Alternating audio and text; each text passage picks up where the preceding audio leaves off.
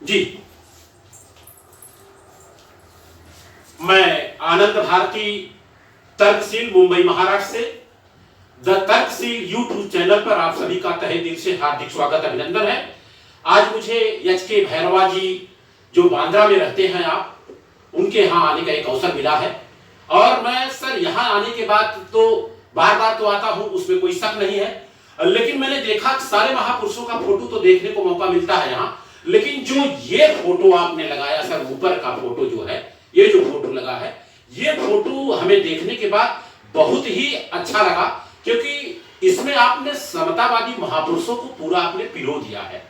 क्योंकि ऑलरेडी मैं समतावादी हूं भी और समतावादी विचारधारा पर काम भी कर रहा हूं और यहां आने के बाद इस तस्वीर को बनाने का मेन मकसद क्या है सर और यहां लगाने का मकसद क्या है उसके बारे में जानना चाहूंगा सर, क्योंकि आपने जो ये तस्वीर में जिन जिन लोगों को इसमें पिरोया है मैं देख रहा हूं 100% ये लोग समतावादी विचारधारा के रहे हैं। तो मैं सर जानना चाहूंगा कि सर ये कैलेंडर के बारे में बताएं सर।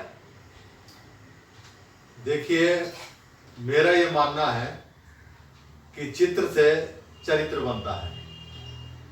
दो तरह के चित्र घरों में रहते हैं, एक धार्मिक चित्र रहते हैं और दूसरे जिस तरीके से हमने ये सभी महापुरुषों के जो समतावादी महापुरुष हैं उनको एक जगह सबको इकट्ठा करके एक कैलेंडर का रूप दिया है, आइकॉन का रूप दिया है। तो इस चित्र ये लोकतांत्रिक चरित्र वाले महापुरुषों का चित्र है। तो जैसा कि चित्र से चरित्र बनता है, यदि आपके घर में धार्मिक चित्र लगेंगे तो आपके पूरे परिवार का जो चरित्र है वो धार्मिक बन जाएगा जी। और धर्म का रास्ता आपको मंदिर की तरफ ले जाता है और मंदिर इस देश के लोगों को, जहां तक मेरा मानना है, कि अपमान और शोषण के अलावा कुछ नहीं देता।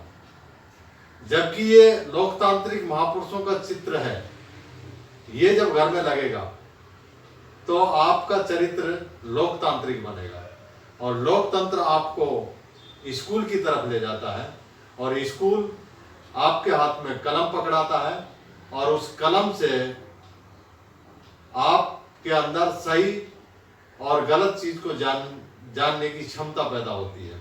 जब आप सही और गलत चीज को जानोगे तो गलत को छोड़ दोगे और सही को जानोगे।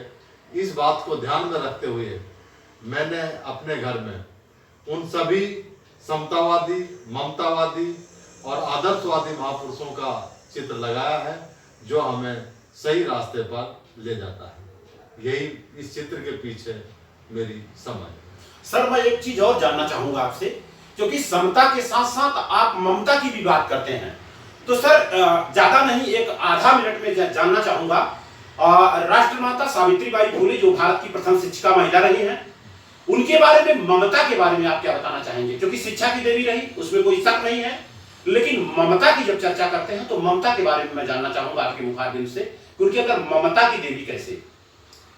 देखिए, सावित्रीबाई फुले का जो सही डेजिग्नेशन है वो केवल ममता ही नहीं है जी। मेरी नजर में वो ममता की देवी है जी, वो शिक्षा की देवी है जी, वो समता की देवी है।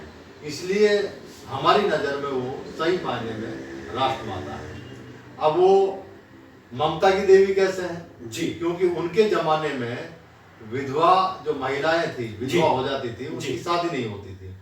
तो एक काशी बाई नाम की एक ब्राह्मण महिला थी जी, उसके कोख में एक अवैध बच्चा पल जाता है। वो मरने के लिए जा रही थी। उस औरत को माता सावित्रीबाई फुले अपने घर पर लेकर आई जी, उसका प्रसव करवाया। जब वो बच्चा पैदा हुआ तो ये समस्या पैदा हो गई कि इस बच्चे को देखभाल कौन करेगा, इसको रखेगा कौन, अवैध बच्चा है। तो उन्होंने उस बच्चे को उनके तो अपनी कोई औलाद नहीं थी जी, तो उन्होंने उस बच्चे को गोद लिया, उसको पाला पोसा, उसको बड़ा किया, उसको डॉक्टर बनाया। इसलिए हम उन्हें सही मायने में ममता की देवी कहते हैं। एक तो बच्चा अवैध था, दूसरा बच्चा उनका अपना नहीं था। इसलिए सही मायने में अगर ममता जिसको कहें, अपने बच्चे को तो सभी पालते हैं जी हाँ, लेकिन उन्होंने एक अवैध बच्चे को और दूसरे के बच्चे को उन्होंने पाल पोस कर बड़ा किया, इसलिए हम उन्हें ममता की देवी भी मानते हैं।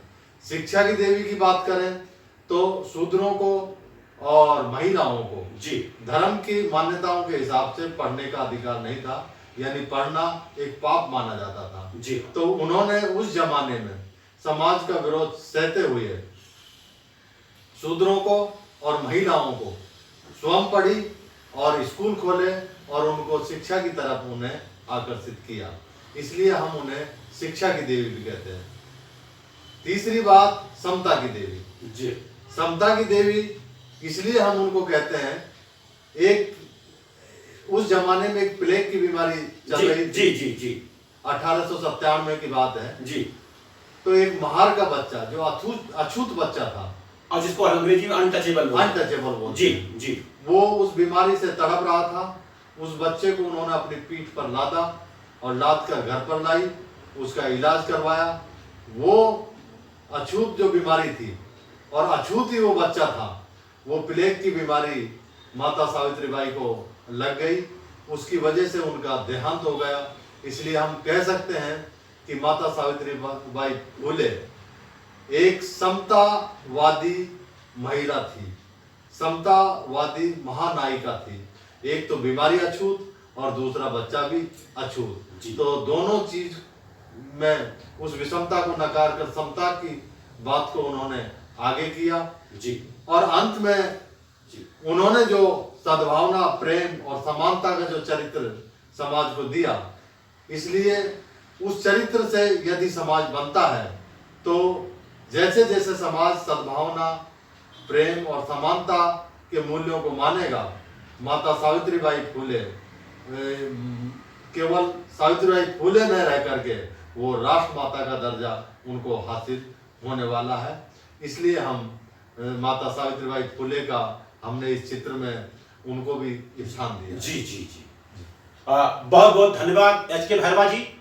आपके कहने का मतलब ये है, मोटी मोटा हिसाब से अगर मैं बात करूं, 100 बात का एक बात, हमारे और आपके खीसे में जो पेन है वो डॉक्टर भीमराव अंबेडकर की देन है। और आज महिलाएं कुछ भी कर रही हैं तो उसमें किसी का अगर श्रेय जाता है तो उसमें राष्ट्रमाता सावित्रीबाई फुले का जाता है।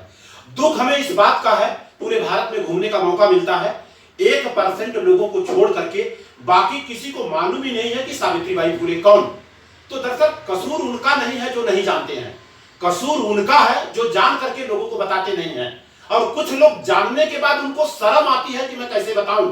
तो दरअसल ऐसे जो लोग शर्म करते हैं, मेरा मानना यह है कि वो पढ़े लिखे हो सकते हैं लेकिन वो शिक्षित नहीं है। क्योंकि आपके घर में अगर कोई जानकारी हुई, कोई दीपक जला, किसी प्रकार से प्रकाश हुआ, तो आपके माध्यम से 10, 20, 25, 50 घरों में प्रकाश होना ही चाहिए। और मैं दावे के साथ, गारंटी के साथ बोल सकता हूं कि अगर आपके घर में प्रकाश हुआ और उस प्रकाश से 10-20 घरों में आपने प्रकाश कर दिया तो आपके घर में कभी अंधेरा नहीं होगा। क्योंकि कुदरत का नियम है ये कि अगर आपने लोगों के घरों में प्रकाश किया है तो आपके घर में प्रकाश ऑटोमेटिक रहेगा। बहन जी, चंदा जी आपका नाम है, आप एच.के. भैरवा की जीवन संगिनी है। दरअसल कहीं भी कार्यक्रम होता है तो आप हर जगह कार्यक्रम में पहुंचती हैं, ये आपके अंदर बहुत अच्छा गुण है। और मैंने देखा है कि भाई भारत की प्रथम शिक्षिका महिला राष्ट्रमाता सावित्रीबाई फुले को कैसे लोगों को बताया जाए। तो ये मेरा मानना है कि घर में किसी तरह का कोई भी संस्कार हो तो कम से कम ऐसे समतावादी महापुरुषों का चित्र वहां जरूर लगना चाहिए। 1, 2, 4, 6, 8 और कुछ अगर समय मिले तो उनके विषय पर चर्चा भी होना चाहिए। तो मैं जानना चाहूंगा, हम यहाँ आया, आपको कैसा लगा? और